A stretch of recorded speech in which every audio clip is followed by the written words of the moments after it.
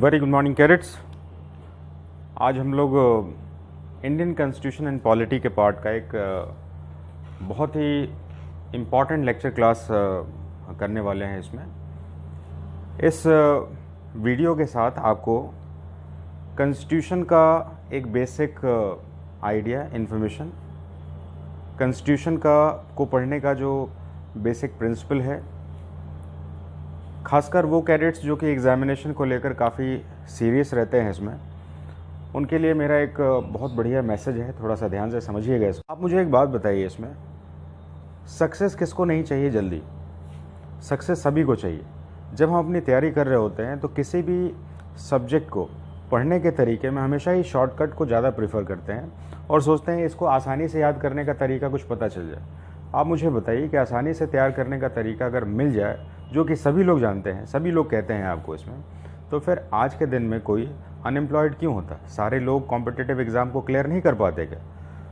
मैं खासकर उन कैडेट्स से बात कर रहा हूँ इसमें जो अपने एग्जामिनेशन को लेकर काफ़ी सीरियस हैं और अपने नॉलेज अप्रोच को लेकर वो किसी भी लेवल तक जाने की अपनी इच्छा को रखते हैं। खासकर मैं अपने इस वीडियो में इस सेगमेंट को लेकर कभी भी ये नहीं कहूँगा कि बहुत आसान सा चैप्टर है ये। देखिए, आपने बहुत सारी किताबें पढ़ी होंगी, बहुत सारे मार्केट में अवेलेबल इन्फॉर्मेशंस हैं इसमें, लेकिन जब भी हम उन किताबों को पढ़ते हैं तो एग्ज़ाम के क्वेश्चंस आपके अप्रोच में नहीं आते हैं, क्योंकि वो काफ़ी अट्रैक्ट करते हैं, काफ़ी छोटा वॉल्यूम होता है।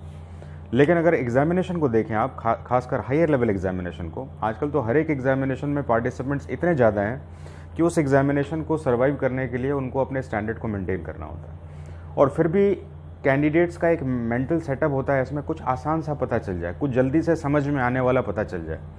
कौन नहीं चाहता ऐसा करने के लिए?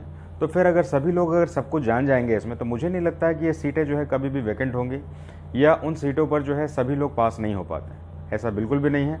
तो हमें अपने एग्ज़ाम की स्ट्रैटेजी के लिए सबसे पहले ये समझना है कि कुछ चीज़ें हमारे पास ईजिली समझ में आने वाली है और कुछ चीज़ें जो है हमें बहुत अच्छे से समय देना है इसको, और अपने कंसेप्ट को समझने के लिए पूरी तरह से रेडी भी रहना है। आज हम इंडियन कॉन्स्टिट्यूशन का एक ब्रीफ सेक्शन स्टार्ट करेंगे। तो सबसे पहले मैंने कुछ चीज़ों को लिखा हुआ है, उसको मैं डिराइव कर रहा हूँ। आप बहुत ध्यान से सुनिएगा। एक तरह से एक मास्टर वीडियो है जिससे आप कॉन्स्टिट्यूशन को पूरी तरह से समझ सकते हैं। इंडियन कॉन्स्टिट्यूशन का चैप्टर लिखा हुआ, ये वीडियो खासकर शेड्यूल्स पर बना हुआ, इंडियन कॉन्स्टिट्यूशन के शेड्यूल्स पर बना हुआ। कुछ लोगों को नहीं पता है शेड्यूल क्या, अभी पता चल जाएगा, इंट्रोडक्शन हम करेंगे इसमें। इंडियन कॉन्स्टिट्यूशन, भारतीय संविधान की जब भी हम बात करें तो संविधान की जब बात करते हैं, भारतीय संविधान और राज्य व्यवस्था, इंडियन कॉन्स्टिट्यूशन एंड पॉलिटी, तो इसे पढ़ने के लिए मेनली इसके 3 चैप्टर्स हैं। द प्रीएम्बल, जिसको हिंदी में कहते हैं प्रस्तावना, शेड्यूल्स, जिसको हिंदी में कहते हैं अनुसूचियाँ, नंबर 3 आर्टिकल, जिसको हिंदी में कहते हैं अनुच्छेद।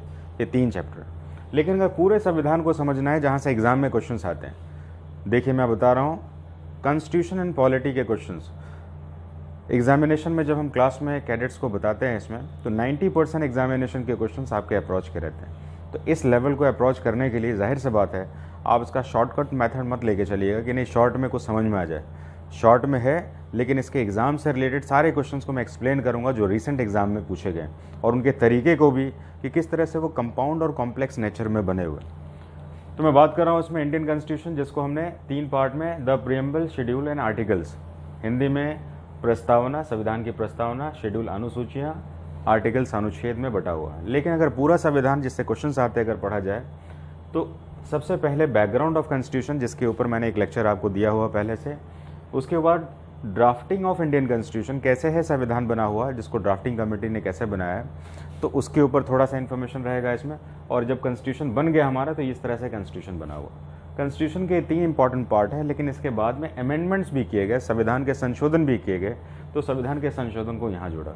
यानी कि अगर ध्यान रखें तो ये ब्लैक जो पार्ट है आपके, वो संविधान है, और संविधान से पहले इंपॉर्टेंट जो पार्ट है background, drafting of constitution and amendment, जिससे एग्जाम में आपके क्वेश्चंस आते हैं, इसको मैंने शैडो रीजन में ब्लू पेन में रखा हुआ। तो हम अभी संविधान को एक बार समझने वाले हैं। इन संविधान को समझने के लिए हमें कौन से लॉजिक्स को समझना चाहिए। संविधान को समझने के लिए एक बहुत ही अच्छा स्ट्रक्चर होता है, जिसको साइंटिफिकली जो है डिज़ाइन किया जाता है। अगर आप इस ट्राइंगल को देखें तो इसको ट्रॉपिक लेवल जैसा कुछ डायग्राम दिख रहा होगा। एक ट्राइंगल है जिसमें कि सबसे ऊपर, उसके बाद और उसके नीचे संविधान को बिल्कुल अच्छे से समझाया जा सकता है इस ट्राइंगल के थ्रू। इसके 3 पार्ट बनाइए। सबसे पहला पार्ट जो है, इसका वॉल्यूम, इसका सरफेस एरिया काफ़ी कम है, जो कि प्रियम्बल है। संविधान में एक ही प्रियम्बल है जिसको हम प्रस्तावना कहते हैं। दूसरा, इससे ज़्यादा इसका भाग है, यानी इसका सरफेस एरिया ज़्यादा है इसमें, तो इस ज़्यादा भाग में शेड्यूल्स आते हैं, जो कि ओरिजिनल कॉन्स्टिट्यूशन में 8 नंबर थे और आज की कॉन्स्टिट्यूशन में 12 इन नंबर्स। आज का चैप्टर आपका शेड्यूल से ही रिलेटेड है, लेकिन फिर भी हम पहले पूरा पढ़ लें। तीसरा पार्ट जो देख रहे हैं सबसे ज़्यादा वॉल्यूम में है, यानी कि ट्राइंगल का सबसे बेस पार्ट है आपका, ये बेस पार्ट जो है आर्टिकल्स, जिसको हिंदी में अनुच्छेद कहते हैं। तो संविधान समझने का सबसे अच्छा तरीका ये है कि भारतीय संविधान विश्व का सबसे लंबा लिखित संविधान है। It is the longest written constitution in this world. हमें ध्यान रखना होगा। तो लॉन्गेस्ट रिटन कॉन्स्टिट्यूशन अगर होगा इसमें, तो जाहिर सी बात है बहुत सारी ऐसी बातें हैं, बहुत सारे ऐसे रूल्स हैं, आर्टिकल्स हैं जो एक दूसरे को ओवरलैप करते हैं, क्लैश करते हैं इसमें। तो हमें इसको समझने के लिए संविधान को बनाने वाले ने कहा है कि इसको इस तरीके से समझना है। आर्टिकल्स में कन्फ्यूज़न होगा तो शेड्यूल्स में जाना है, और शेड्यूल में कन्फ्यूज़न होगा तो प्रियम्बल में जाना है। तो प्रियम्बल में जब जाने की बात कही जा रही है, तो प्रियम्बल को सोल ऑफ द कॉन्स्टिट्यूशन भी कहा जाता है। क्यों कहते हैं इसमें कि वाइल रीडिंग कॉन्स्टिट्यूशन, संविधान को पढ़ने के समय में अगर आपको कहीं कन्फ्यूज़न आ जाए, आर्टिकल्स को पढ़ने में संविधान में प्रॉब्लम आ जाए, तो आप इसके फर्दर पार्ट शेड्यूल्स से कंसल्ट करें, और शेड्यूल से कंसल्ट करने के बाद प्रियम्बल को करें। यहाँ पर आपको कहने का मतलब ये है कि हमारे देश में जो रूलिंग पैटर्न है, रूलिंग पैटर्न का मतलब होता है देश में हमारा संविधान, ये देश में हमारे कानून का निर्माण भारतीय संसद करती है, और उसमें भी अगर कोई डिस्प्यूट आ जाए, कोई ऐसा कंट्रोवर्सी आ जाए, तो हमारा सुप्रीम कोर्ट, जो कि कानून की, जो कि हमारे देश के संविधान को सबसे लास्टली इसको एग्जामिन करता है, उसके पास रिव्यू पावर है, जुडिशियल रिव्यू पावर है, तो वो भी अपने प्रियम्बल के बेस पर ही संविधान का रिव्यू करेगा। इस एरो को ध्यान रखिए। संविधान ऐसे बना हुआ है, प्रियम्बल, शेड्यूल एंड आर्टिकल्स।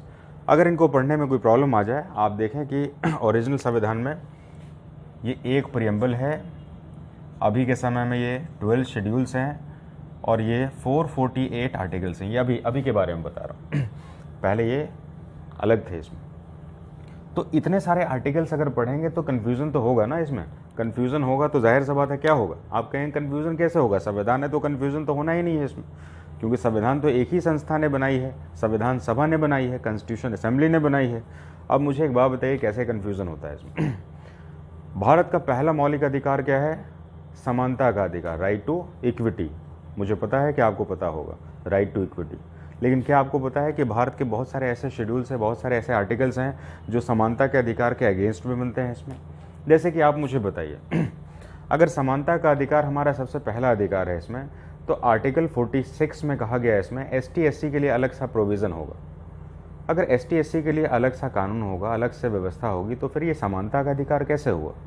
दूसरा, देखिए कन्फ्यूज़न नहीं होना है इसमें, मैं बता रहा हूँ संविधान पढ़ने में कन्फ्यूज़न होगा क्यों, होगा क्यों, तभी तो हमें प्रियम्बल तक जाना है। इस एरो का मतलब मैं समझा रहा हूँ आपको। संविधान को पढ़ने में अगर कन्फ्यूज़न होगा, और अगर कहीं पर भी कोई डिस्कॉर्ड आता है, तो हमें प्रियम्बल यानी the soul of the constitution के पास जाना होता है। तो सबसे पहले तो ये संविधान का बेसिक स्ट्रक्चर जो है हमें समझना होगा कि एग्ज़ाम किस तरह से हमारा पूछा जाएगा इसमें, संविधान को पढ़ने का तरीका क्या होगा। हमें संविधान के प्रियम्बल, शेड्यूल्स एंड आर्टिकल्स को पढ़ना होता है इसमें, और इस तरीके से अगर डिज़ाइन करके पढ़ें, तो मेरे अपने एक्सपीरियंस के बेस पर मैं आपको बताऊं कि आपके max to max question examination में आपके अप्रोच में रहने वाले। संविधान एक इम्पॉर्टेंट टॉपिक है, और इसके 90% क्वेश्चन के लिए आप श्योर हो जाइए। सिर्फ एक बात ध्यान रखिए, there shouldn't be any shortcut for success. देखिए, सफलता का कोई जो है शॉर्टकट नहीं होता। हर व्यक्ति चाहता है कुछ छोटा सा मिल जाए, जल्दी से याद हो जाए, अच्छा भी लगता है, लेकिन एग्जाम में क्वेश्चंस नहीं आते। आज मैं आपको आपके रीसेंट एग्जाम के क्वेश्चन जो कि कंपाउंड नेचर के हैं, उनको भी सॉल्व करूंगा। आप देखिएगा इसमें कि ये सेक्शन से आप किसी भी किताब से सॉल्व नहीं कर पाएंगे, लेकिन आज के सेक्शंस में हम इसको समझने की कोशिश कर सकते हैं। तो सबसे पहले मुझे उम्मीद है कि आप संविधान के बेसिक स्ट्रक्चर को यहाँ पर समझ गए होंगे। अब क्योंकि आज का हमारा वीडियो है हमारा शेड्यूल, अनुसूचियाँ, शेड्यूल्स के ऊपर, तो हम शेड्यूल्स के ऊपर आज सिर्फ बात करेंगे, और एग्जाम में कौन से क्वेश्चन आते हैं। सबसे पहले क्वेश्चन का नेचर कैसे होता है। ज़्यादातर मैंने देखा है बिगिनर्स को, जो भी शुरुआत कर रहे होते हैं पढ़ाई की, वो क्या कोशिश करते हैं कि कुछ पतली सी, कुछ कम पेजेस वाली कुछ किताब मिल जाए और सीधे उसको रट लें और एग्ज़ाम में जाएं। और जब एग्ज़ाम में जाते हैं तो उनको एक भी क्वेश्चन उनको फैमिलियर नहीं मिलते। सुना हुआ तो लगता है, लेकिन उससे मैच नहीं कर रहा। उनको लगता है कि ये जो मैंने पढ़ा है फिर क्या होगा। फिर धीरे धीरे अपने बुक्स की वॉल्यूम को बढ़ा देते हैं, और लास्टली जब वो जाते हैं तब तक उनका एज भी लैप्स हो जाता है। तो आप ऐसा रिस्क मत लीजिएगा।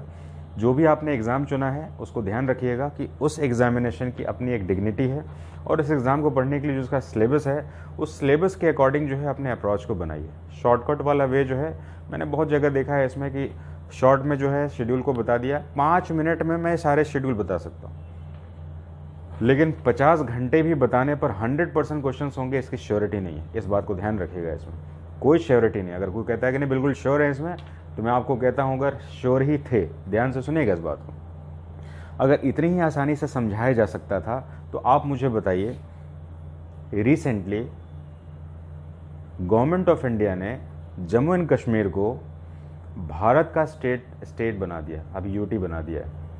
इससे पहले की सरकारें क्यों नहीं कर पाई और कह रही थी कि नहीं ये तो नहीं हो सकता? वो भी तो कॉन्स्टिट्यूशन जानती थी।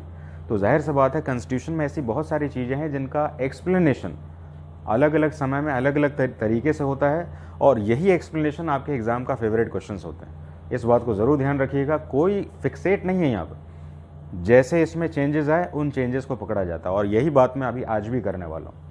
तो हम बात करेंगे इसमें शेड्यूल्स, जो कि आप बहुत अच्छे से जानते होंगे इसमें, लेकिन इस एग्ज़ाम के पैटर्न को मुझे यकीन है कि आप इसमें बहुत सारी चीज़ों को सीखने वाले, तो इसलिए बहुत ध्यान से सुनिएगा इसको। सबसे पहले हम शेड्यूल्स जब स्टार्ट करते हैं, अनुसूचियाँ स्टार्ट करते हैं, हिंदी में अनुसूचियाँ कहते हैं इसको, तो हमें ध्यान रखना होगा शेड्यूल्स भारतीय संविधान का एक इम्पॉर्टेंट पार्ट है। जैसे कि यहाँ पर हमने देखा हुआ शेड्यूल है आपका, संविधान के 3 भाग हैं इसमें, इससे पहले के भाग संविधान के भाग नहीं, ये 3 भाग हैं इसमें। तो शेड्यूल जो है आपके, इन शेड्यूल की संख्या मूल संविधान, ओरिजिनल कॉन्स्टिट्यूशन का मतलब ये है संविधान भारत का जो है वो संविधान सभा के द्वारा बनाई गई। संविधान सभा ने भारत का संविधान 2 साल 11 महीने 18 दिन 2 years 11 months and 18 days में बनाया, और ये संविधान जो हमारा 26 नवंबर 1949 के दिन बनकर तैयार हो गया और लागू हुआ 26 जनवरी 1950 के दिन। तो मैं उसी संविधान की बात कर रहा हूँ, ओरिजिनल संविधान। बाद में जितने भी चीज़ें जोड़ी गई हैं उसको, वो अमेंडमेंट्स आई हैं, कॉन्स्टिट्यूशन में जोड़ी तो गई है लेकिन अमेंडमेंट्स आई। तो मैं बात कर रहा हूँ ओरिजिनल संविधान, तो आपको मानना है 26 नवंबर 1949 के दिन जो संविधान बनकर तैयार हुआ, जिसे लागू किया गया 26 जनवरी 1950 में, उस संविधान की बात कर रहा हूँ।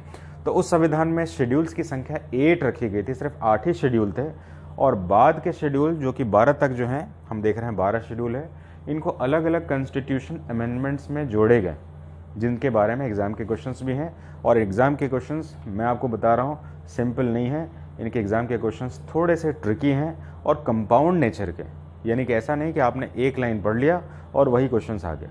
इस बात का ध्यान रखिएगा। ज़्यादातर एग्जामिनी जो रहते हैं, जब वो 1 लाइन डेटा पढ़ के जाते हैं तो सारे ऑप्शंस उनको मैच करते हैं। 1-2 एग्ज़ाम के क्वेश्चंस ज़रूर सॉल्व होते हैं, लेकिन आज का एग्ज़ाम थोड़ा सा डिफरेंट है, इसलिए थोड़ा सा डिफरेंट तरीके से तैयारी करें। एक कहते हैं ना इसमें, वाइज पीपल और selected students do not do different things. Selected students और wise people do not do different things, they do things differently. ये थिंग्स डिफरेंटली वाले पार्ट के ऊपर मैं बात कर रहा हूँ इसमें। तो हम यहाँ पर बात कर रहे हैं इसमें इस सेगमेंट को। जब भी मैं आपको ये चीज़ें बता रहा हूँ तो थोड़ी सी एक बात को ध्यान रखेंगे इसमें। मैं थोड़ा सा एक इंट्रोडक्शन जो कि बीच बीच में मुझे देना लगता है कि ज़रूरी हो जाता है, क्योंकि इसका वॉल्यूम कभी कभी बड़ा हो जाता है। देखिए मैंने जो है यूपीएससी सीडीएस को जब लगातार 6 बार पास किया था, मेडिकल में मैं बाहर आ गया था, फिर बाद में मैंने 2003 से इंस्टीट्यूशनल ट्रेनिंग स्टार्ट की थी।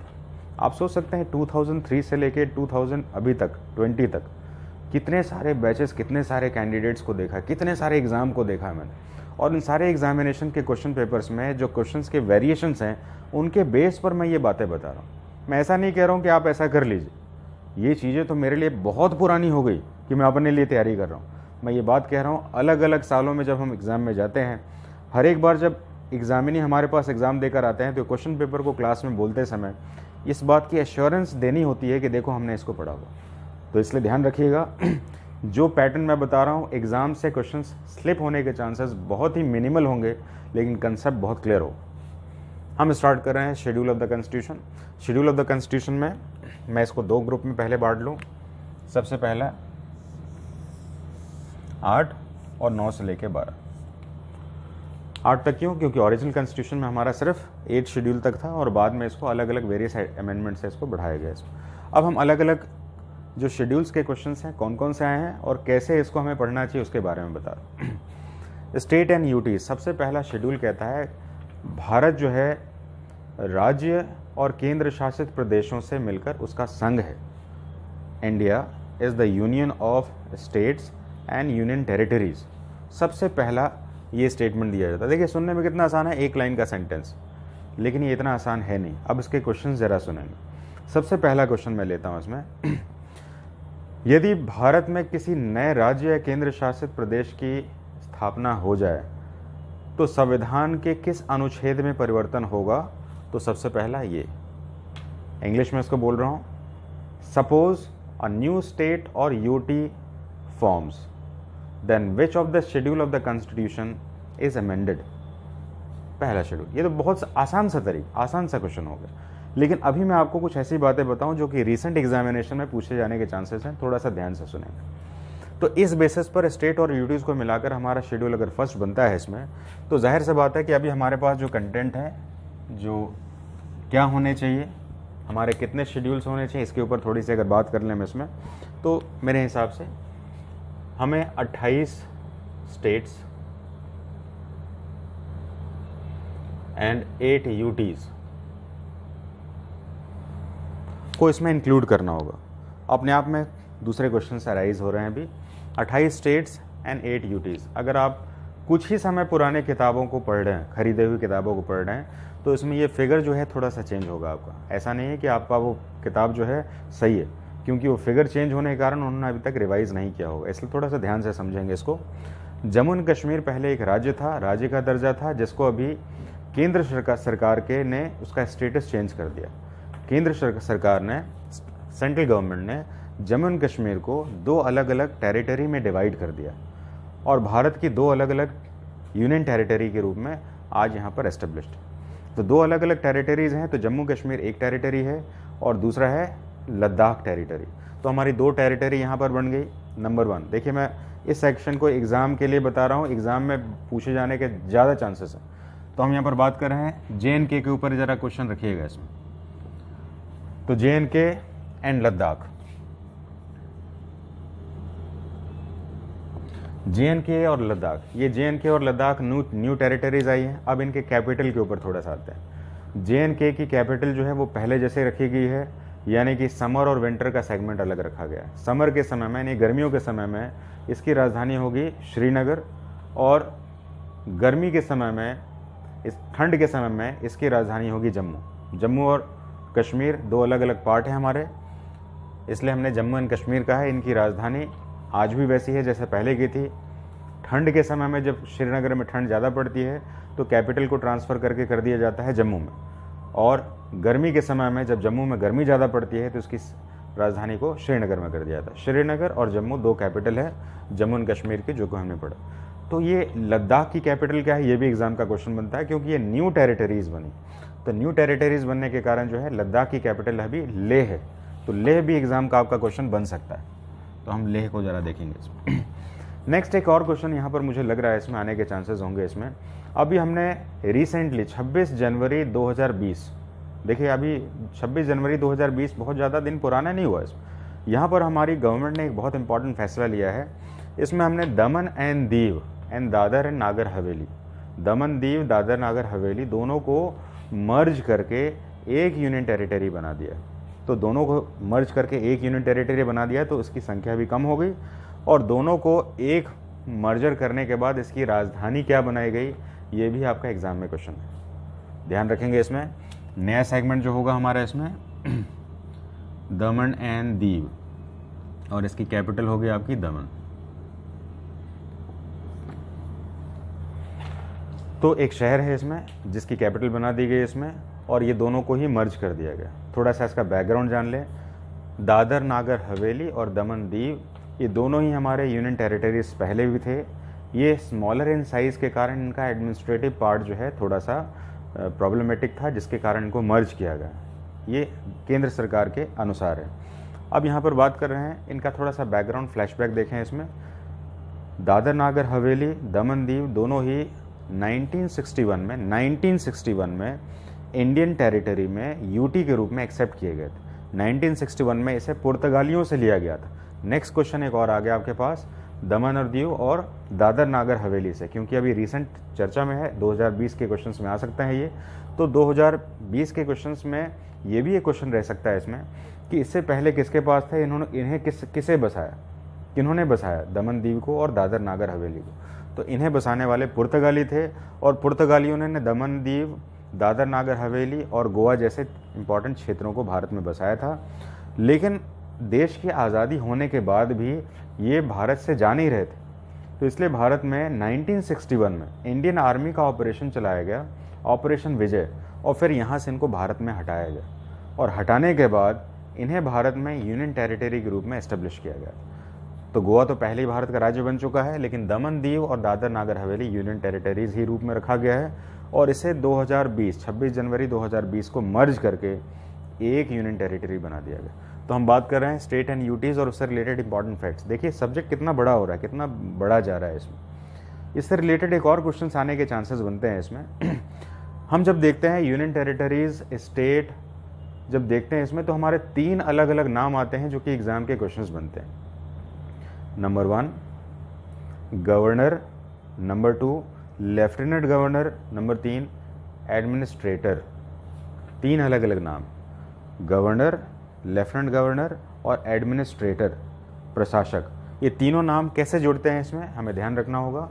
जनरली सामान्यतः हम जानते हैं कि जो भी राज्य होते हैं, राज्यों का संवैधानिक प्रमुख जो होता है वो गवर्नर होता है। राज्यों का संवैधानिक प्रमुख गवर्नर होता है। लेकिन केंद्र शासित प्रदेशों का जो संवैधानिक प्रमुख होता है वो गवर्नर नहीं होता, उसको नॉर्मली सामान्यतः लेफ्टिनेंट गवर्नर कहा जाता है।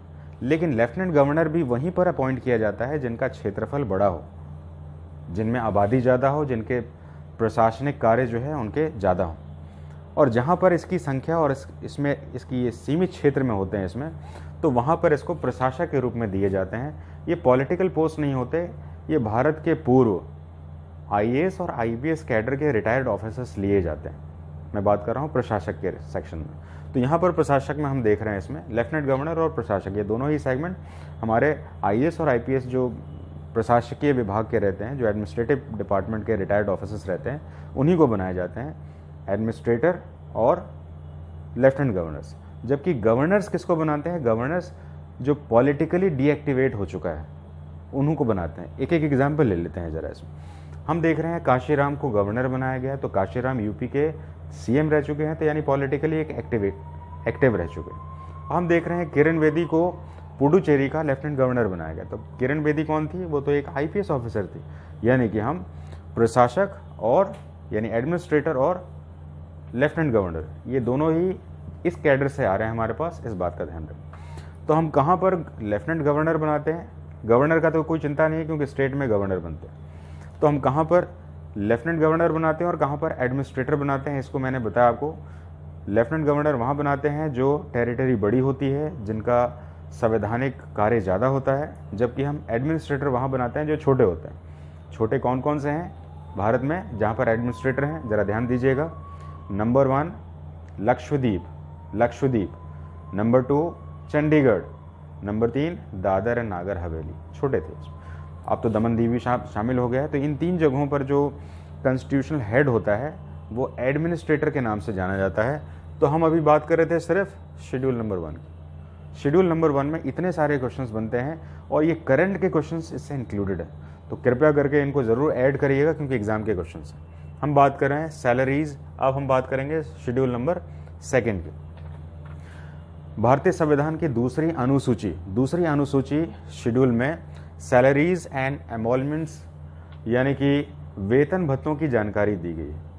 भारत के प्रमुख संवैधानिक पदों के वेतन भत्तों की जानकारी इसमें दी गई। इसमें एक क्वेश्चन आपको बता रहा हूँ, बड़ा आपको आश्चर्य होगा इसको थोड़ा सा सेपरेट करने के लिए।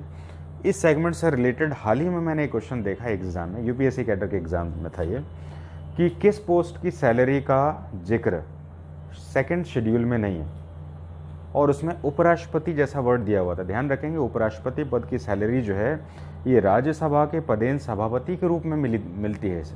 तो यहाँ पर ये सेगमेंट से कन्फ्यूज़न आता है इसमें। तो यहाँ पर सैलरीज एंड एमोल्यूमेंट्स वेतन भत्तों की जानकारी, इसमें कौन कौन से पोस्ट आते हैं इनको ज़रा ध्यान से सुनिएगा। कौन कौन से पोस्ट आते हैं इसमें, मैं इसको ऊपर वाले को मिटा दे रहा हूँ, इसमें थोड़ी देर में मिटा दूंगा, तब तक आप लिख लीजिएगा। इसमें हम बात कर रहे हैं सेकंड सेक्शन की। सबसे पहले प्रेसिडेंट, गवर्नर्स, देखिए किस तरह से लिखा हुआ है इसमें। वाइस प्रेसिडेंट इसमें लिखा जाता है तो वो इनकरेक्ट फॉर्म है। वाइस प्रेसिडेंट एक्चुअली कौन होता है उसमें, भारत का उपराष्ट्रपति हमेशा ही हमेशा राज्यसभा का पदेन सभापति ही होगा। Ex officio chairman of Rajya Sabha must be the vice president of India. उपराष्ट्रपति को सेपरेट पोस्ट नहीं है, ये राज्यसभा को उपसभापति के रूप में जाना जाता है। तो इसलिए लिखने का तरीका हमारा प्रेसिडेंट होगा, गवर्नर्स होगा, और राज्यसभा लोकसभा के स्पीकर्स, डिप्टी स्पीकर्स राज्यसभा में आ जाएंगे तो चेयरमैन राज्यसभा कौन होता है, उपराष्ट्रपति, चेयरमैन और deputy chairman. Next, supreme court, high court के जजेस, ये पोस्ट के नाम ध्यान रखिएगा। इसमें मैं बोल रहा हूँ, इसमें आराम से रखेंगे। राष्ट्रपति, गवर्नर्स, राज्यसभा के डिप्टी चेयरमैन, लोकसभा के speaker, deputy speaker, supreme court, high court के जजेस, स्टेट में असेंबली के स्पीकर्स, डिप्टी स्पीकर्स, और CAG कंप्ट्रोलर ऑडिटर जनरल।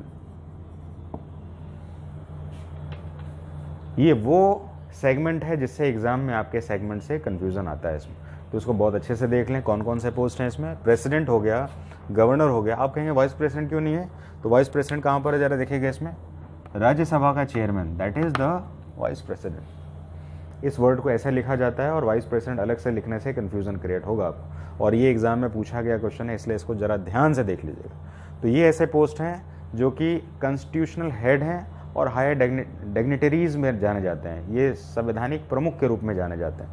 तो ये वाले सेगमेंट से रिलेटेड एग्जाम में क्वेश्चंस भी रहते हैं, कौन कौन से पोस्ट हैं। और राष्ट्रपति और उपराष्ट्रपति का जो पद है इसमें थोड़ा सा डिफरेंस कर लीजिएगा। राष्ट्रपति एक पद है, जबकि उपराष्ट्रपति राज्यसभा का पदेन सभापति का ही एसोसिएट, यानी कोई डिफरेंट एसोसिएट बोल रहा हूँ, ये दोनों एक दूसरे के कॉम्प्लीमेंट्री, अलग नहीं हो सकते हैं। ये कोई भी व्यक्ति जो उपराष्ट्रपति अलग है, राज्यसभा का सभापति अलग है, ऐसा बिल्कुल नहीं हो सकता। तो इसलिए इससे क्वेश्चंस आने के चांसेस बहुत रहते हैं, इस चीज़ को ज़रा ध्यान रखिएगा। अगर आपने सेकंड को याद कर लिया तो आपको थर्ड याद करने में कोई प्रॉब्लम नहीं होगी। ओथ एंड अफर्मेशन, शपथ ग्रहण प्रक्रिया।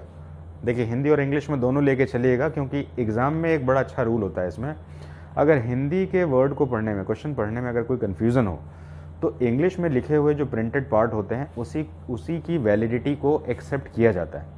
तो यहाँ पर इंग्लिश और हिंदी के साथ आप लेके चलेंगे तो मुझे लगता है ज़्यादा फ़ायदा होगा। मेजॉरिटी ऑफ कैडेट्स को हिंदी ज़्यादा अच्छे समझ में आती है, इसलिए ज़्यादातर हिंदी में ही चीज़ों को बोलते हैं, लेकिन इंग्लिश में लिखने से समय भी बचेगा आपका, और आप हिंदी और इंग्लिश दोनों में ही समझ रहे हैं। हम बात कर रहे हैं ओथ एंड अफर्मेशन, शपथ ग्रहण प्रक्रिया। संविधान की 3री अनुसूची बताती है आपको कि शपथ ग्रहण कराई जाए, यानी कि पद की गोपनीयता की शपथ जो होती है उसके साथ जो जिम्मेदारियां होती हैं वो शपथ के बारे में बात हो रही है। तो ये शपथ ग्रहण प्रक्रिया के बारे में हमारा शेड्यूल 3 कहता है। शपथ में कौन कौन से पोस्ट हैं, दोबारा यही पोस्ट हैं जो कि आपको मैंने यहाँ पर बताया, तो इसलिए आपको सेकंड और थर्ड को एक साथ लेके पढ़ सकते हैं इसमें। कभी कभी ये कन्फ्यूज़न आ जाता है कि शपथ को याद रखें पहले कि हम याद रखें कि सैलरीज़ को, इसमें ऊपर और नीचे में कन्फ्यूज़न पक्का आता है इसमें, क्योंकि दोनों एक दूसरे के साथ जुड़े हुए हैं ना, पद जुड़े हुए हैं। तो हमेशा ध्यान रखिएगा। इसमें एक छोटा सा ट्रिक बता रहा हूँ याद करने का। इसमें कोई भी कैंडिडेट जब एग्ज़ाम की तैयारी कर रहा होता है तो उसकी सैलरी स्लैब को सबसे पहले देखता है। सैलरी स्लैब से ही डेजिग्नेशन डिसाइड होती है। मान लेते हैं अगर आपकी 10,000 का जो सेगमेंट है आपका, तो और किसी का 5,000 का है, तो आपकी सीनियरिटी डिसाइड होती है 10,000 से। तो यहाँ पर ऐसे याद करके आप जो है एक ट्रिक खुद को डेवलप कर सकते हैं। देखिए ये मेरा तरीका मैंने बताया आपको, आप अपने तरीके से भी इसको समझ सकते हैं। तो सबसे पहले सैलरी और उसके बाद ओथ का अफर्मेशन, शपथ ग्रहण प्रक्रिया। ये ऊपर नीचे कौन है, इसमें आपको कन्फ्यूज़न अब मेरे ख्याल से दूर हो गया होगा। नेक्स्ट आते हैं चौथी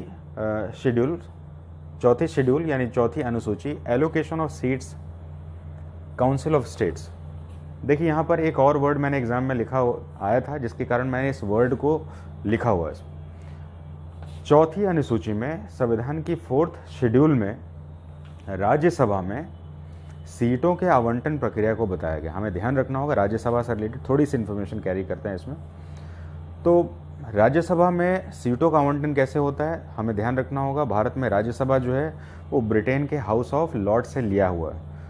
राज्यसभा में जो सीटों का अपॉइंटमेंट होता है ये जनता के द्वारा डायरेक्ट रिप्रेजेंटेशन से नहीं होता है। इसमें अलग अलग राज्यों की असेंबली, स्टेट असेंबली, इसमें अपनी सीट्स, उनके शेयर जो होते हैं, जो उनका स्ट्रेंथ होता है, उसके शेयर पर उनको भेजा जाता है। तो भारत में ये भेजने का सेगमेंट जो है, ये कैसे भेजा जाता है, इस सिस्टम को बहुत अच्छे से डिराइव किया गया। लोकसभा और राज्यसभा संसद के 2 सदन हैं। राज्यसभा कभी भंग नहीं होती। लोकसभा 5 साल के लिए रहती है, राज्यसभा कभी भंग नहीं होती। सिर्फ मेंबर्स 6 साल के रहते हैं। देखिए कितने सारे क्वेश्चंस निकल रहे हैं अभी, इनको बाद में भी पढ़ा जाएगा, लेकिन यहाँ पर देख रहे हैं allocation of seats in Rajya Sabha. तो राज्यसभा अगर भंग नहीं होगी तो कैसे बनाएंगे कि ये कभी भंग नहीं होगी? तो सीट्स को अलॉट किया जाता है 1/3 प्रोसेस से, यानी कि 2 साल के डिफरेंस पे 1/3 सीट्स में मेंबर्स अपॉइंट किए जाते हैं, जिसके कारण ये हर समय चलता रहता है। तो यहाँ पर allocation of seats in Rajya Sabha, इस राज्यसभा को काउंसिल ऑफ स्टेट्स के नाम से जानते हैं। एग्जाम में जब आता है काउंसिल ऑफ स्टेट्स तो कन्फ्यूज़न हो जाता है, क्योंकि आपको लगता है मैंने तो राज्यसभा पढ़ा हुआ था। तो राज्यसभा और काउंसिल ऑफ स्टेट्स दोनों एक ही मानेंगे आप इसमें, जिससे कि आपको कन्फ्यूज़न ना हो। तो हम यहाँ पर एलोकेशन ऑफ सीट्स के बारे में बात कर रहे थे। अब हम आ जाएंगे 5th और 6th के बारे में, जो कि एग्ज़ाम के दूसरे इंपॉर्टेंट क्वेश्चंस। इससे बहुत सारे ऐसे क्वेश्चंस हैं जो कि कंपाउंड नेचर के हैं और हायर लेवल एग्जामिनेशन का तो फेवरेट क्वेश्चन मान सकते हैं आप उसको। ज़्यादातर मैंने एग्जाम में देखे हैं इसमें, यूपीएससी कैडर में अगर आप देख लें इसमें, तो बहुत सारे क्वेश्चंस इससे ज़रूर से ज़रूर आ जाते हैं, अगर शेड्यूल से क्वेश्चंस आ रहे हैं तो हमें 5 और 6 को थोड़ा सा अच्छे से डिराइव करना होगा। सबसे पहले हम 5 के बारे में बात करें, provision of administration and control in schedule areas. 5वीं अनुसूची भारतीय उप क्षेत्र में कुछ ऐसे क्षेत्रों के साथ बनाई गई है जहां पर जो ट्राइबल पीपल हैं, भारत में ट्राइबल पीपल किसको कहते हैं, जो हिली एरियाज में रहते हैं उनको ट्राइबल पीपल कहते हैं। तो जो भी शेड्यूल्ड है, जिनको अनुसूचित किया गया है कि ये क्षेत्र जो है ट्राइबल एरियाज वाले हैं, वहाँ पर विशेष प्रशासन की बात 5वां अनुसूची करेगा। यानी कि भारतीय संविधान में 5वीं अनुसूची भारत में कुछ ऐसे क्षेत्र जिसको लोकेट किया गया है, वहाँ रहने वाले ट्राइबल लोगों के लिए विशेष प्रशासन की बात करता है शेड्यूल नंबर 5। यहाँ पर शेड्यूल्ड एरिया में ट्राइबल पीपल की ही बात हो रही है और दूसरे पीपल की बात नहीं हो रही। पूरे भारत की जब हम बात कर रहे हैं तो उसमें 4 राज्यों को छोड़ा जाता है। ध्यान रखिएगा, 4 राज्यों को छोड़ा जाता है। ये 4 राज्य कौन से हैं? आसाम, मेघालय, त्रिपुरा और मिजोरम। भारत के इन 4 राज्यों को छोड़ दिया जाता है। क्यों छोड़ा जाता है? क्योंकि ये भारत के वो हिली और रिमोट एरियाज़ हैं जहाँ पर एडमिनिस्ट्रेशन जो है, सेंट्रल एडमिनिस्ट्रेशन उनके रीच में लगभग दूर रहता है और यहाँ पर जो है ये अपने आप को काफ़ी इंडिया के सेंट्रल रूल से कट ऑफ फील करते हैं। तो यहाँ पर जो है ये 4 राज्यों के एडमिनिस्ट्रेशन को छोड़कर भारत के जितने भी डिस्ट्रिक्ट्स हैं, भारत के जितने भी स्टेट्स हैं, उनके ट्राइबल पीपल के लिए एडमिनिस्ट्रेशन की बात शेड्यूल 5 करता है। और 6वां शेड्यूल क्या करता है इसमें? 6वां शेड्यूल जो है सिर्फ इन्हीं राज्यों के लिए ट्राइबल पीपल की बात कहता है। कौन से राज्यों के लिए? आसाम, मेघालय, त्रिपुरा और मिजोरम। यानी कि वहाँ पर जो है जो भी हमारे ट्राइबल पीपल हैं, वहाँ पर उनके एडमिनिस्ट्रेशन के लिए, वहाँ पर किस तरह से उनको रूल किया जाएगा, किस तरह से उनके लिए कानून बनाया जाएगा, उसके बारे में बात हो रही। देखिए है तो बड़ा आसान, लेकिन अब मैं आपको एग्ज़ाम का क्वेश्चन बता रहा हूँ। मैं अभी एक एग्ज़ाम लूँगा जिसका नाम है CAPF, central police arm police force. तो इस एग्जामिनेशन में अब इस क्वेश्चन का एक एडवांस स्ट्रक्चर देखते हैं इसमें, कि किस तरह से 5वें और 6 शेड्यूल से एग्ज़ाम के क्वेश्चन आते हैं इसमें। तो 5वें शेड्यूल से क्वेश्चन आता है आपका कि शेड्यूल एरिया में मान लेते हैं आंध्र प्रदेश है, जो कि 4 राज्यों में नहीं आता। तो आंध्र प्रदेश में अगर कोई ट्राइबल लोग रहते हैं इसमें, मान लेते हैं झारखंड है, झारखंड में कहीं पर कोई ट्राइबल लोग रहते हैं इसमें, मान लेते हैं मध्य प्रदेश और मध्य प्रदेश में कोई ट्राइबल लोग रहते हैं। तो हमने भारत के कई राज्यों के बारे में बात किया। मान लेते हैं नीलगिरी, केरल का नीलगिरी ले लेते हैं, वहाँ पर भी ट्राइबल लोग हैं। भारत के लगभग हर एक जो राज्य हैं, ज़्यादातर राज्यों में जो है हिली एरियाज जो भी हैं वो ट्राइबल लोग वहाँ पर हैं, और उनके साथ एडमिनिस्ट्रेशन के लिए उस राज्य के गवर्नर को विशेष अधिकार दिया जाता है। मैं शेड्यूल नंबर 5 की बात कर रहा हूं, और उसके अंतर्गत गवर्नर जो है ट्राइब्यूनल एडवाइजरी काउंसिल बनाता है। गवर्नर का विशेष अधिकार होता है इस क्षेत्र के लिए। एग्जाम का क्वेश्चन मैं डील कर रहा हूं, इसलिए थोड़ा सा ध्यान रखें। और एग्जाम जो है हायर स्टैंडर्ड है, तो जाहिर सा बात है थोड़ा सा स्टैंडर्ड पूछा जाएगा इसमें। तो शेड्यूल नंबर 5 में जो है स्पेशल जो एडमिनिस्ट्रेशन है वो कौन करता है इसमें, तो ये गवर्नर्स के स्पेशल राइट्स होते हैं, जो कि ट्राइब्यूनल एडवाइजरी काउंसिल, ये वर्ड को ध्यान रखेंगे, ट्राइब्यूनल एडवाइजरी काउंसिल, इस काउंसिल का निर्माण करता है। और ये काउंसिल उसको एडवाइस करती है कि इसमें यहाँ पर ये चीज़ें चाहिए। यहाँ पर गवर्नर के इस राइट्स को और देखा गया है इसमें कि वो सेंट्रल के द्वारा बनाए गए, यानी पार्लियामेंट के द्वारा बनाए गए और भेजे गए पैसे को वो बदल भी सकता है। मान लेते हैं अगर सेंट्रल पार्लियामेंट ने 100 रुपये दिए, एग्जाम्पल के रूप में बता रहा हूँ, तो ये 100 रुपये का अमाउंट जो है वो पर्टिकुलर एरिया के लिए बढ़ा भी सकता है। यहाँ पर गवर्नर्स के इस राइट को देखा गया इसमें। तो यहाँ पर ट्राइब्यूनल एडवाइजरी काउंसिल की बात हो रही है। अब हम बात करें शेड्यूल नंबर 6 में, और गवर्नर्स के पावर देखेंगे, क्योंकि एग्जाम में गवर्नर्स के पावर से आया था। तो गवर्नर के पावर यहाँ पर यह है कि जो भी डिस्ट्रिक्ट्स होती हैं वो डिस्ट्रिक्ट को मर्ज कर सकता है सेफ्टी सिक्योरिटी के लिए, उनके हेरिटेज के प्रोटेक्शन के लिए, उनके हैबिटाट के प्रोटेक्शन के लिए। यहाँ पर जो भी क्षेत्र हैं, अगर गवर्नर को लगता है हिली एरियाज़ में, हम शेड्यूल नंबर 6 की बात कर रहे हैं, आसाम, मेघालय, त्रिपुरा और मिजोरम, इन रीजन्स में जो डिस्ट्रिक्ट्स हैं, अलग अलग राज्यों में अलग अलग डिस्ट्रिक्ट्स हैं, तो एक से ज़्यादा डिस्ट्रिक्ट्स को मर्ज भी कर सकता है, सेपरेट कर सकता है। ये अधिकार वहाँ के गवर्नर्स को दिया गया है। ऑटोनोमस बॉडी के एडवाइस पर गवर्नर काम करता है, क्योंकि ये हिली एरियाज़ में पीपल के डिमांड्स अलग हैं, वहाँ पर पॉपुलेशन का परसेंटेज में ज़्यादा ट्राइबल हैं, इसलिए ज़्यादा परसेंटेज में ट्राइबल होने के कारण गवर्नर्स का ये विशेष अधिकार होगा कि वो वहाँ के लोगों के रक्षा के लिए, वो वहाँ की ज़मीन की रक्षा के लिए, वो वहाँ के पहाड़ों की रक्षा के लिए, उनके कल्चर की रक्षा के लिए, जहाँ पर रहते हैं उनकी रक्षा के लिए वो विशेष कानून का निर्माण कर सकता है। उनकी फंडिंग को बढ़ा सकता है। केंद्र अगर फंडिंग कुछ भी दे, यहाँ पर वो अपनी फंडिंग की डिमांड भी बढ़ा सकता है। तो यहाँ पर शेड्यूल नंबर 6 में गवर्नर्स के स्पेशल पावर्स देख रहे हैं। एक एग्जाम में क्वेश्चन था आपका मिजोरम से। मिजोरम ने अपने लिए डिस्ट्रिक्ट और सब डिविजनल बॉडीज़ अलग से बनाई है, जिससे कि वहाँ पर जो भी लोग हैं उनसे ज़्यादा जुड़ सकें। तो इसको ज़्यादा कॉम्प्लिकेटेड नहीं करता हूँ, यहाँ पर इसको छोड़ देते हैं। यहाँ पर शॉर्ट में कहेंगे 5वां जो है पूरे भारत के लिए ट्राइबल एरियाज़ के लिए है, 6ठा जो है सिर्फ 4 राज्यों के लिए है, जिसमें आसाम, मेघालय, त्रिपुरा और मिजोरम है। ये 4 राज्यों का ध्यान रखिएगा। अब हम आ जाते हैं इसके बाद के schedule number 7। Schedule number 7 important है, बहुत सारे एग्जाम में क्वेश्चन हैं, इससे भी पूछे जाने का तरीका अलग अलग होता है। जब एग्जामिनेशन थोड़ा सा हाई रेंज का होगा तो एग्ज़ाम के क्वेश्चन जो है वो कंपाउंड कॉम्प्लेक्स नेचर के होंगे, और उसके लिए थोड़ी सी डीप की इन्फॉर्मेशन ज़्यादा सेफ रहती है मेरे हिसाब से। तो आप ध्यान रखेंगे इसमें। शेड्यूल नंबर 7 जो है law making process, rule making process of the country, Bharat में कानून निर्माण प्रक्रिया के बारे में जानकारी देता है। ये कानून निर्माण प्रक्रिया भारत में 3 तरीके से की जाती है। 3 तरीका कौन सा है?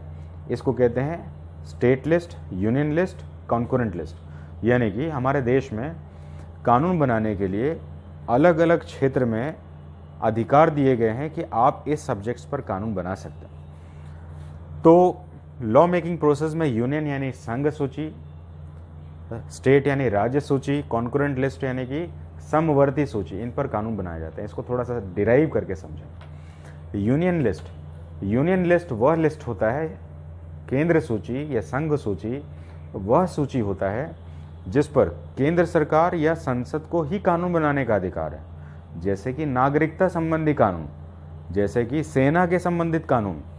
ये राज्यों में नहीं बन सकते, राज्यों के साथ पूछकर भी नहीं बनाए जा सकते, ये सिर्फ संसद में बनेंगे। तो संसद का विशेष अधिकार है कि वो अपने सब्जेक्ट्स के ऊपर कानून बनाए। कितने नंबर की संख्या है, कितने सारे सब्जेक्ट्स पर केंद्र बनाएगा, इसको मैं थोड़ा सा बाद में बताऊंगा, मैंने यहाँ लिखा हुआ है, तो चिंता नहीं करिए। तो जो कानून सिर्फ केंद्र के पास है कानून बनाने का अधिकार, उसको हम संघ सूची या यूनियन लिस्ट के नाम से जानते हैं। उसी तरीके से मैंने इसके एग्जाम्पल दिया। यूनियन लिस्ट में कौन सा है? जैसे कि भारतीय सेना, जैसे कि नागरिकता का कानून कौन बनाएगा? तो केंद्र ही बनाएगा, पार्लियामेंट बनाएगा। स्टेट कानून, स्टेट कानून वो कानून होता है जिसमें कि राज्य को अधिकार है कानून बनाने का।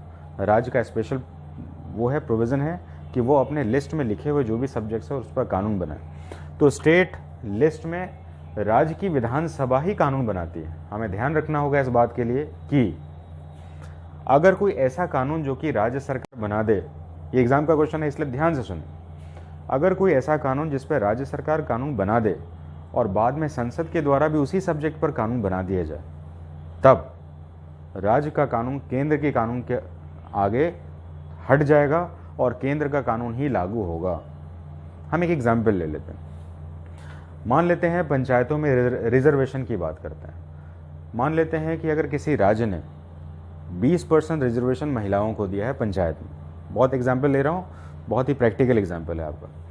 तो 20% रिजर्वेशन अगर दिया है किसी स्टेट ने पंचायत में महिलाओं को, विमेन रिजर्वेशन दिया है पंचायत में, है, हमें पता है पंचायत में विमेन का रिजर्वेशन है अभी, और केंद्र ने जो है अगर उसको 20% से बढ़ाकर, किसी भी राज्य में है उसको फ़र्क नहीं पड़ता, अगर उसको बढ़ाकर 33% कर दिया और केंद्र ने कहा कि महिलाओं को पंचायती राज में दिया जाएगा 33% रिजर्वेशन, तो जितने भी राज्यों ने रिजर्वेशन 20% दिया हुआ था उनको 33% कम से कम तो करना पड़ेगा ही पड़ेगा। ऐसे क्लैशेस में अगर स्टेट लिस्ट और यूनियन लिस्ट में कोई कन्फ्लिक्ट हो जाए तो यूनियन का ही कानून को एक्सेप्ट किया जाता है। ये रूल किससे जोड़ता है? हमारा फेडरलिज्म, क्योंकि भारत एक संघ है, राज्यों का संघ है, और केंद्र के द्वारा बनाए हुए कानून जिस पे राज्य कानून बना चुका है तो केंद्र का कानून ही उसके ऊपर लागू होगा। ये हमारे देश का कानून। तो यहाँ पर हम स्टेट के कानून के बारे में बात कर रहे हैं। यहाँ पर एक और एग्जाम्पल लेता हूँ। अगर किसी ने रिजर्वेशन ज़्यादा दिया हुआ तो उसको फ़र्क नहीं पड़ेगा। बिहार का एग्जाम्पल लेता हूँ क्योंकि एग्जाम में क्वेश्चन था इसमें। पंचायती राज में महिलाओं को 33% रिजर्वेशन भारतीय संसद के द्वारा दिया गया, लेकिन बिहार पहला राज्य था जिसने महिलाओं को 50% रिजर्वेशन दिया हुआ था। तो केंद्र का 33% रिजर्वेशन, बिहार में 50% रिजर्वेशन, तो बिहार में महिलाओं के लिए ज़्यादा सीटें हैं, इसलिए ये यहाँ पर इसको इन्फ्लुएंस नहीं करता, ये इसको क्लैश नहीं करता। लेकिन अगर ये कम होता तो कम से कम इतना देना अनिवार्य होता। तो ये चीज़ों को ध्यान रखिएगा, उससे नीचे नहीं होगा। ऊपर अगर राज्य देना चाहे तो अपने आबादी के अनुसार, उसके परसेंटेज के अनुसार अलग अलग क्षेत्रों में दे सकता है। हम बात कर रहे थे लॉ मेकिंग प्रोसेस में कॉन्करेंट लिस्ट कौन से हैं, इसको ज़रा देखें। सबसे पहले कॉन्करेंट लिस्ट ऑस्ट्रेलिया के संविधान से लिया गया है। ऑस्ट्रेलिया के देश से हमने कॉन्करेंट लिस्ट जैसा सब्जेक्ट लिया है जिसमें राज्य और केंद्र दोनों मिलकर ही कानून बनाने का अधिकार रखते हैं। तो कॉन्करेंट लिस्ट को हिंदी में कहते हैं समवर्ती सूची। कॉन्करेंट लिस्ट, समवर्ती सूची। समवर्ती सूची में ऐसे विषय लिए जाते हैं जो कि अकेले राज्य या अकेले केंद्र नहीं बना सकते। फॉर एन एग्जाम्पल हम लिटरेसी को लेते हैं, शिक्षा को लेते हैं, एजुकेशन को लेते हैं, शिक्षा को लेते हैं। मान लेते हैं बिहार बोर्ड का कोई कैंडिडेट जो है, अगर वो जाता है दिल्ली यूनिवर्सिटी में एडमिशन के लिए, तो दिल्ली कहता है आप बिहार के हैं, हम आपको नहीं लेंगे। या कोई बिहार बोर्ड से, यूपी बोर्ड से सीबीएसई में आना चाहते हो, कहता नहीं हम नहीं लेंगे। या सीबीएसई से बिहार बोर्ड में वाइस वर्सा आता है तो कहता नहीं हम आपको नहीं लेंगे। नहीं, ये नहीं हो सकता, क्योंकि एजुकेशन सब्जेक्ट है कॉन्करेंट लिस्ट का, और कॉन्करेंट लिस्ट यानी राज्य और केंद्र दोनों ही इसमें सहमति बनाएंगे। इसमें और कौन कौन से हैं, जैसे कि एविडेंस, राज्य का एविडेंस, केंद्र का एविडेंस बराबर ही होगा। जैसे मैरिजेज और उससे रिलेटेड एक्ट, आप अगर किसी राज्य में शादी कर लें और दूसरे राज्य में चले जाएं और कहें मेरी शादी तो उस राज्य में हुई है, तो वो मैरिज भी कॉन्करेंट लिस्ट का ही सब्जेक्ट है और उसकी एक्सेप्टेबिलिटी कॉन्करेंट में ही मानी जाएगी।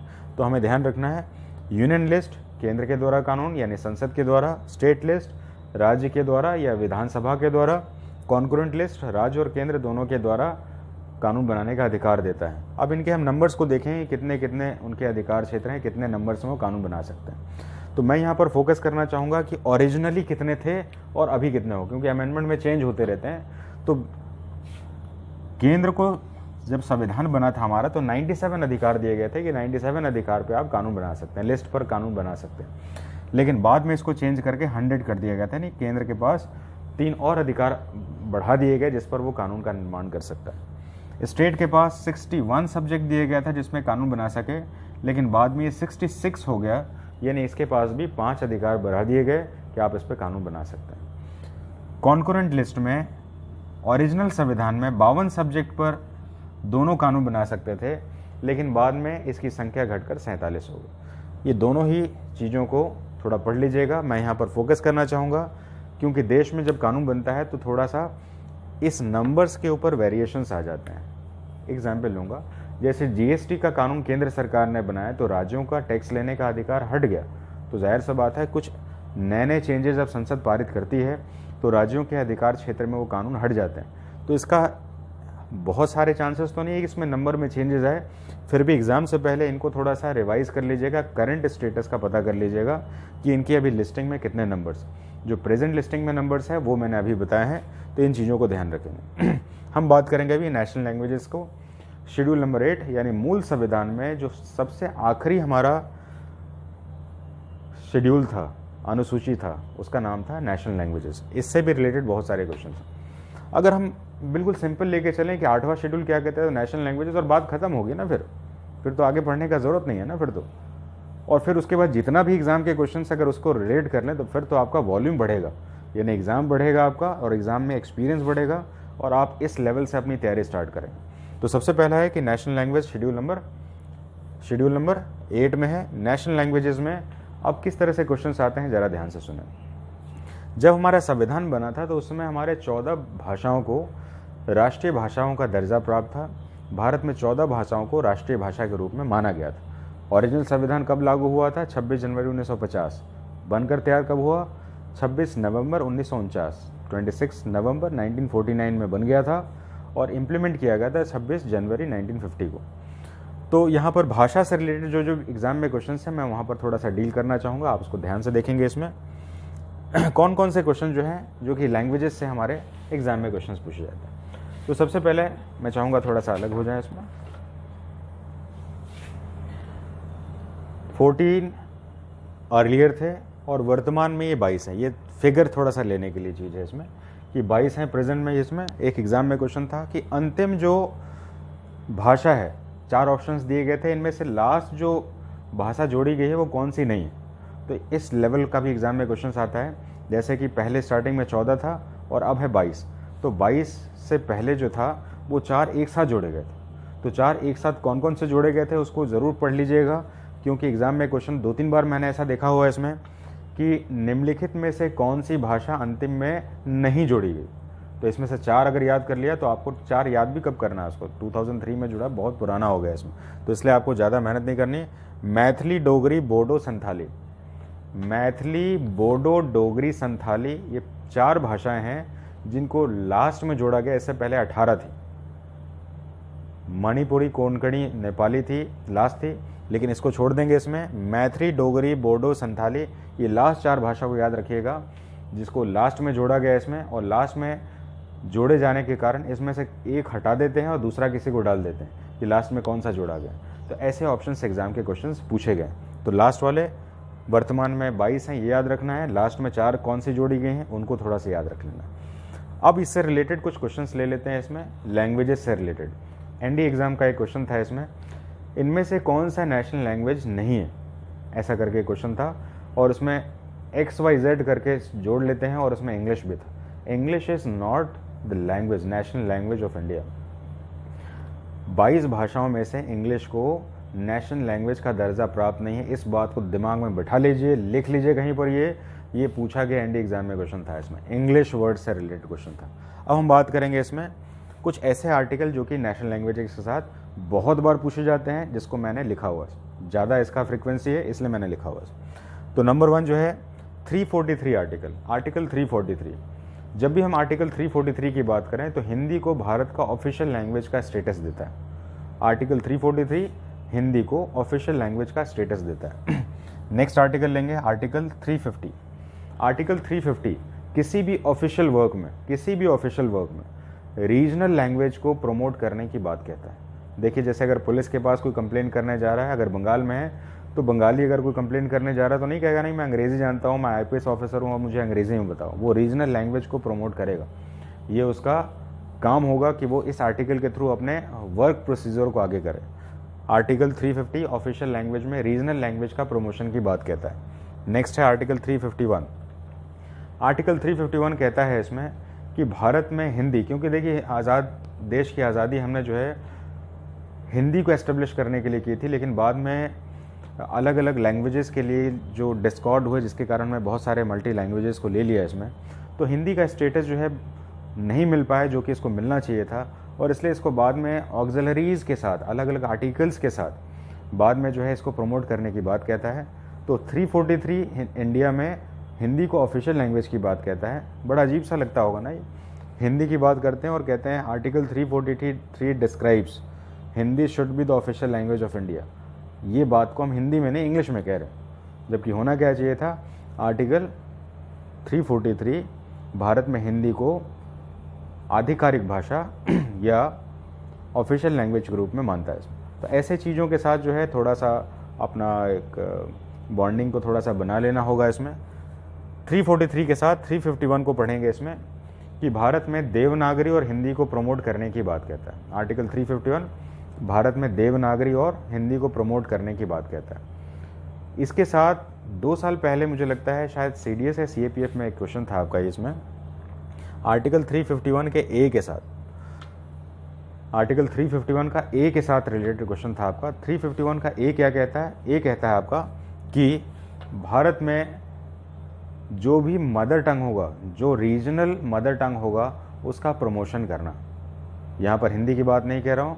अगर मान लेते हैं लोकल लैंग्वेज में कोई भी क्षेत्रीय भाषा है, उस क्षेत्रीय भाषा का प्रमोशन आर्टिकल 351 के बाद कहता है। यानी कि मदर लैंग्वेज का प्रमोशन, यहाँ पर मदर लैंग्वेज जब बोला जाएगा तो आर्टिकल 351 को लेना है। इस चीज़ को थोड़ा सा कोरिलेट करें। तो ऑफिशियल लैंग्वेज से रिलेटेड हमने बहुत सारे क्वेश्चंस किए, इसको ज़रूर लिख लीजिएगा। एग्ज़ाम का बहुत ही श्योर एंड शॉर्ट क्वेश्चन है आपके ये। अब हम आते हैं इसमें संविधान के बनने के बाद कौन कौन से रिफॉर्म्स हैं, उनके साथ रिलेटेड क्वेश्चंस को सॉल्व करते हैं। 9, 10, 11, 12 ये 4 ऐसे सेगमेंट हैं जिससे कि हम नए शेड्यूल्स को ऐड कर सकते हैं। इसके मैं श्योर एंड शॉर्ट जल्दी से क्वेश्चंस बता दे रहा हूँ। इसमें लैंड रिफॉर्म, भूमि सुधार के नाम से जानते हैं। इसमें ऐसी कौन सी समस्या होगी कि हमें संविधान में संशोधन करके लैंड रिफॉर्म लाना पड़ा, तो समझना है इसमें। देश की आज़ादी हमें 47 में मिल गई, संविधान 50 में लागू हो गया, लेकिन 50 में लागू होने के बाद जनता की अपेक्षाएं क्या थी? एक्सपेक्टेशंस ऑफ द पीपल वो थी कि सरकार कुछ काम करे, स्कूल बनाए, हॉस्पिटल्स बनाए, सड़कें बनाए, लेकिन ये सब बनेगा कहाँ पर? सड़कों कहाँ बनेगा? ये ज़मीन पर बनेगा। ज़मीन तो सरकार के पास थी नहीं, ज़मींदारी व्यवस्था थी, और ज़मींदारी व्यवस्था में अलग अलग पार्टीज से जुड़े हुए जो लोग थे इसमें, वो ज़मीन को देने के लिए मना करते थे, और सरकार लेती थी तो केस को न्यायालय में लेके चले जाते थे। तो न्यायालय में जाने के कारण वो लंबित हो जाते थे और सरकार का विकास कार्य रुक जाता था। तो सरकार ने नेहरू जी के लीडरशिप में पहला संविधान का संशोधन किया, लैंड रिफॉर्म। लैंड रिफॉर्म पहला संविधान संशोधन एग्जाम का बहुत बार पूछा गया क्वेश्चन है। 1952 में हुआ है ये। दूसरा इंपॉर्टेंट क्वेश्चन है आपका ये 1951 में हुआ है।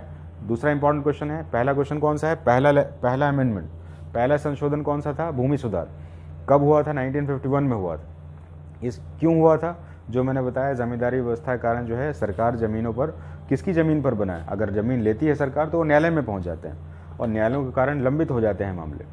तो सरकार ने एक ऐसा कानून बना दिया कि अब जो है सरकार अगर पार्लियामेंट द्वारा अगर कोई बिल पास करे कहीं पर किसी प्रोजेक्ट के लिए, तो उसके ऊपर न्यायालय जो है इसका रिव्यू नहीं कर सकता। यानी कि सरकार का मुख्य काम है जनता के लिए काम करना, और पब्लिक रिलेटेड जो भी वर्क होंगे, अगर सरकार उसके लिए ज़मीन लेती है इसमें, तो वो मामले जो है न्यायालय में चुनौती नहीं दिए जा सकते।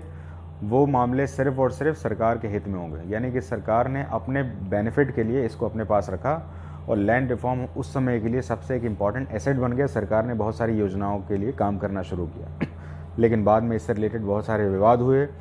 सर्वोच्च न्यायालय में गए, सर्वोच्च न्यायालय ने इसको इस लेवल पर एक्सेप्ट कर लिया कि भूमि तो ले सकती है, लेकिन इसका कंपनसेशन से रिलेटेड जो विवाद होंगे उसको न्यायालय में ले जाया जा सकता है। यानी कोई ज़मीन है और सरकार ने अगर उसको कम कंपनसेशन दिया है, और कम कंपनसेशन का आधार कोर्ट में लेके जाया जाए, तो उस बेसिस पर एंटरटेन किया जा सकता है।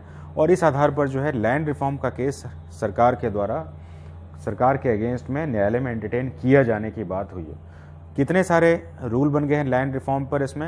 इसमें 284 क्लाउजेज हैं जिस पर कि सरकार जो है केसेस लैंड को ले सकती है। इनके 284 नंबर्स को थोड़ा सा याद रखेंगे इसमें।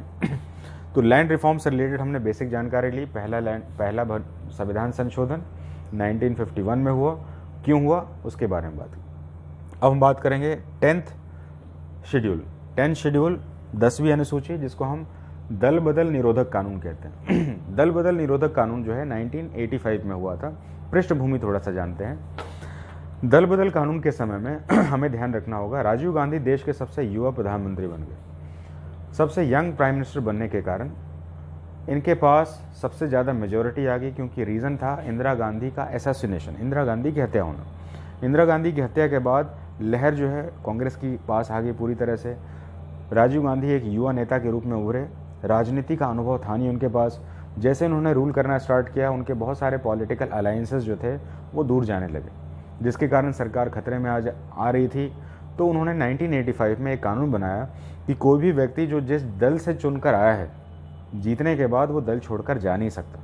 ये हमारे देश का सबसे ज़्यादा विवादित एक्ट है, जिस पे आज भी जो है बहुत सारे इफ़ एंड बट्स लगे हुए हैं। इसको अलग अलग समय पर रिवाइज़ किया गया है। एग्ज़ाम से रिलेटेड जो क्वेश्चंस हैं सिर्फ हम उन्हीं को पढ़ेंगे अभी यहाँ पर। तो सबसे पहले राजीव गांधी ने इंट्रोड्यूस किया था। कब किया था इसे किया था 1985 में। तो सबसे पहले प्रोसेस ये था इसमें दल बदल का कि कोई भी एमएलए होगा या सांसद होगा। स्टेट में जो लेजिस्लेचर जो होता है उसमें एमएलए कहते हैं और सेंट्रल में कहते हैं एमपीज़। तो जो भी चुन कर आएगा वो 6 महीने के बाद, 6 महीने का एक स्लैब बनाया गया इसमें कि 6 महीने के का जो टेन्योर है, अगर उसके बाद वो जाता है तो दल बदल माना जाएगा। पहला कानून बना था 6 महीने के टेन्योर वाला कि 6 महीने के बाद अगर किसी दूसरे दल में जाएगा तो दल बदल माना जाएगा और उससे पार्टी से भी हटाया जाएगा और संसद की सदस्यता भी या राज्य में विधानसभा की सदस्यता भी छीन ली जाएगी। बाद में इस कानून को रिवाइज़ किया गया और रिवाइज़ करने में कहा गया इसमें कि किसी भी दल का, थोड़ा सा ध्यान रखेंगे इसमें, किसी भी दल का 1/3 सदस्य अगर पार्टी छोड़कर चले जाते हैं तो 1/3 यानी 30 लोगों का अगर सदस्य है, पार्टी है, तो अगर 10 लोग चले जाते हैं तो ये दल बदल, 10 लोग से ज़्यादा चले जाते हैं तो ये दल बदल नहीं माना जाएगा। क्योंकि लोकतंत्र में आप जो है सांसद और विधायकों को कंपेल नहीं कर सकते हैं कि नहीं आप हमसे जुड़े रहिए। अगर आपकी पॉलिसीज़ जो है उनके अनुसार मेजॉरिटी में के लिए नहीं है तो आपको जा सकते हैं। तो पहला उन्होंने नियम बनाया इन्होंने कि 1/3 का सदस्य, कि 1/3 अगर मेंबर्स से ज़्यादा छोड़ के जाते हैं तो फिर ये दल बदल नहीं माना जाएगा। लेकिन बाद में इसको भी रिवाइज़ कर दिया गया और प्रेजेंट में 2/3 का रूल है। तो वर्तमान के संविधान में हमारे पास अगर किसी पार्टी में 30 सदस्य हैं तो 30 सदस्य में से अगर 20 और उससे ज़्यादा लोग जाते हैं तब ये दल बदल नहीं माना जाएगा।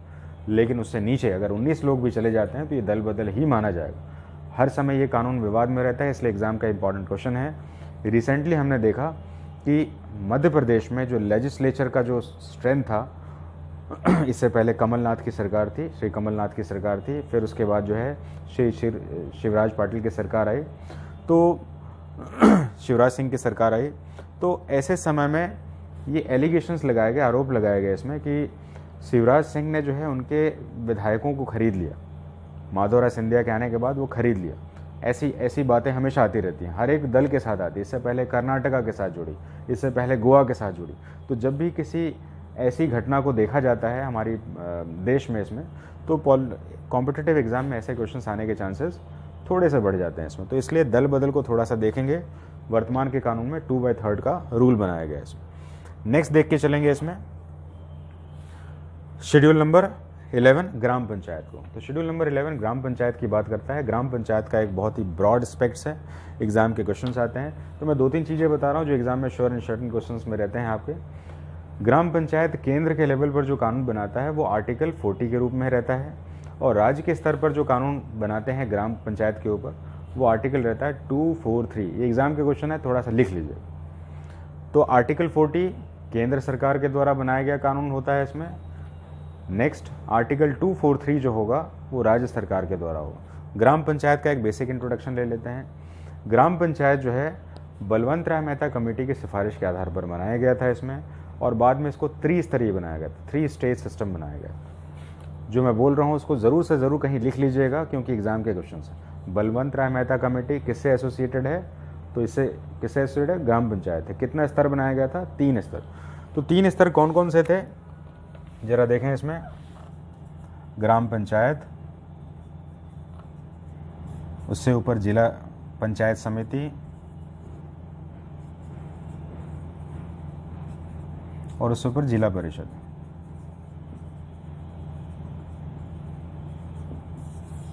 ये 3 स्टेजेस हैं। 3 स्टेज में देखिए एग्जाम का क्वेश्चन जरा है, इसको क्यों लिखा मैंने बता रहा हूँ। सबसे निचला कौन सा है, तो ग्राम पंचायत है। मध्यम कौन सा है, तो पंचायत समिति है। एनडीए एग्जामिनेशन 2017 में पूछा गया क्वेश्चन है इसमें, which of the following is the middle tier of Panchayati Raj system. Middle tier, मध्य क्रम कौन सा है, मध्यम भाग कौन सा है, तो पंचायत समिति। इस बात को ध्यान रखिएगा। 3 स्तर का बना हुआ पंचायत हमारा है इसमें। तो ग्राम पंचायत की पृष्ठभूमि में जो हमने देखा, बलवंत राय मेहता समिति के आधार पर बनाई गई। इसमें 3 स्तर की बनी है। इसका एक ब्रॉड डिस्क्रिप्शन है जो आगे पढ़ा जाता है, यहाँ पर सिर्फ इतना ही पढ़ना है। और भारतीय संविधान में ग्राम पंचायत को 73वें संविधान संशोधन से जोड़ा गया, 73rd कॉन्स्टिट्यूशन अमेंडमेंट, जो कि 1992-93 में हुआ। 1992-93 में हुआ है जब इसको जोड़ा गया था ये, तो भारत में सबसे पहले लागू किया गया था मध्य प्रदेश में। जितने भी क्वेश्चन बोल रहा हूँ एग्जाम में पूछे गए क्वेश्चन से। तो ग्राम पंचायत से रिलेटेड कैसे कैसे क्वेश्चंस आएंगे आपके एग्जाम में, तो सबसे पहले ग्राम पंचायत का कंसेप्ट बलवंत राय मेहता कमेटी है। नंबर 2 क्वेश्चन है आपका त्रिस्तरीय है। त्रिस्तरीय कौन से हैं? 3 टियर सिस्टम। 3 टियर में अपर, लोअर, मिडिल सभी को पढ़ना है आपको एग्जाम के क्वेश्चन से।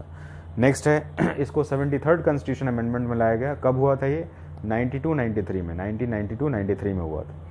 यहाँ पर एक चीज़ क्वेश्चन और आती है, 92-93 जो भी पढ़ते हैं इसमें, तो कहते हैं कि सर पंचायती राज सिस्टम तो 1959 में राजस्थान के नागौर में पहले आया था। 1959 बिल्कुल सही बात आपने कहा, लेकिन वो उसको कॉन्स्टिट्यूशन में शामिल नहीं किया गया था। उसको सिर्फ प्रशासन के लिए, गवर्नमेंट के पास बहुत सारी ऐसी अथॉरिटी है जो कि एक प्रैक्टिकली उसको देखने के लिए कि अच्छा काम कर रहे हैं कि नहीं, जनता की भागीदारी हो रही है कि नहीं, उसको एक बॉडीज़ बना के चलते हैं। तो जब देखा गया इसमें पंचायत अच्छा काम कर रही है और पंचायतों को संवैधानिक अधिकार देने चाहिए, तब इसको संशोधन के तहत भारतीय संविधान का भाग बनाया गया।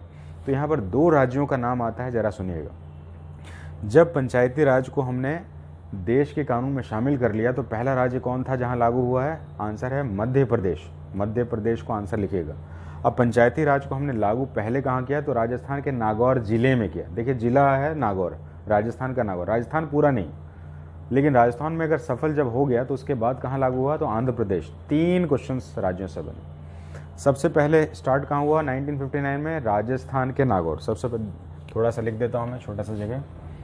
फर्स्ट 1959 राजस्थान नागौर,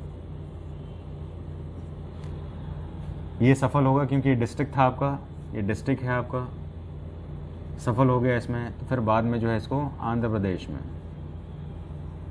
और फिर बाद में इसको कानूनी अधिकार कब दिया गया? इसमें 1992 में 73rd अमेंडमेंट में दिया गया, संविधान संशोधन।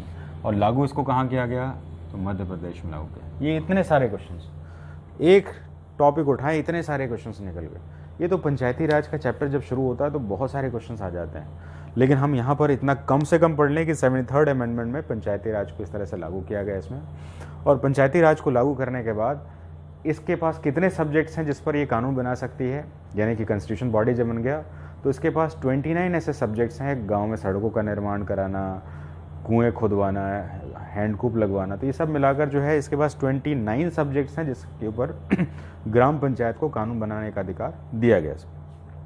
नेक्स्ट हम आ जाते हैं नगर निगम के ऊपर या इसको म्यूनिसिपैलिटीज़ के नाम से जानते हैं। नगर निगम ये अर्बन व्यवस्था है, यानी कि अर्बन जो हमारा सेल्फ गवर्नेंस होता है उसके ऊपर रिलेटेड क्वेश्चन है आप। तो अर्बन जो भी हमारा सेल्फ गवर्नेंस है, अर्बन सेल्फ गवर्नेंस की शुरुआत भारत में अंग्रेज़ों के समय में की गई। हमें ध्यान रखना होगा, भारत में सबसे पहले म्यूनिसिपैलिटीज़ की शुरुआत, एग्जाम में पूछा गया क्वेश्चन है आपका, 1687 में पहली बार, 1687 में पहली बार जो है ये मद्रास में हुई थी। हमें इस बात का ध्यान रखना है इसमें। और इसके बाद कब हुई, ये आपको दूसरा क्वेश्चन बता रहा हूँ। इसके बाद 1726 में बम्बई और कलकत्ता में हुई है। देखिए अर्बन गवर्नेंस का नाम जो है आज हम नगर निगम के नाम से जानते हैं, म्यूनिसिपैलिटीज़ के नाम से जानते हैं, लेकिन इसको अंग्रेज़ों ने व्यवस्थित किया था। अंग्रेज़ गांव में नहीं रहते थे, तो अंग्रेज़ों ने सबसे पहले एस्टेब्लिश किया था 1687 में मद्रास में, वो उस समय मद्रास था, आज चेन्नई है भी। और उसके बाद 1726 में एस्टेब्लिश किया था कलकत्ता और बॉम्बे में। तो यहाँ पर दोनों जगहों पर नगर निगम की स्थापना हो चुकी थी पहले। इसके स्ट्रक्चर से, इनके आउटकम से जो है काफ़ी अच्छे रिजल्ट्स आ रहे थे इसमें, जिसके कारण आज़ादी के बाद जो है जो भी हमारे देश में नगरों का एक क्षेत्र विस्तार हो रहा था, वहाँ पर किस तरह से एडमिनिस्ट्रेशन किया जाए, तो इससे रिलेटेड जो है 12th शेड्यूल को भारतीय संविधान में 74 कॉन्स्टिट्यूशन अमेंडमेंट से जोड़ा गया। देखिए मैंने यहाँ लिखा हुआ है, बाद में आप इसको चेक कर लीजिएगा।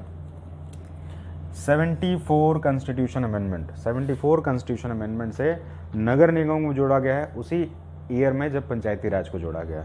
और इस नगर निगम में 18 सब्जेक्ट्स हैं, यानी कि 18 सब्जेक्ट्स, नगरों का विकास, सड़कों का निर्माण, 18 सब्जेक्ट्स पर कानून बना सकता है। पंचायत कितने पर कर सकता है? 29 सब्जेक्ट्स पर बना सकता है। तो नगर निगम भारत में सबसे पहले कब हुआ? मद्रास में हुआ।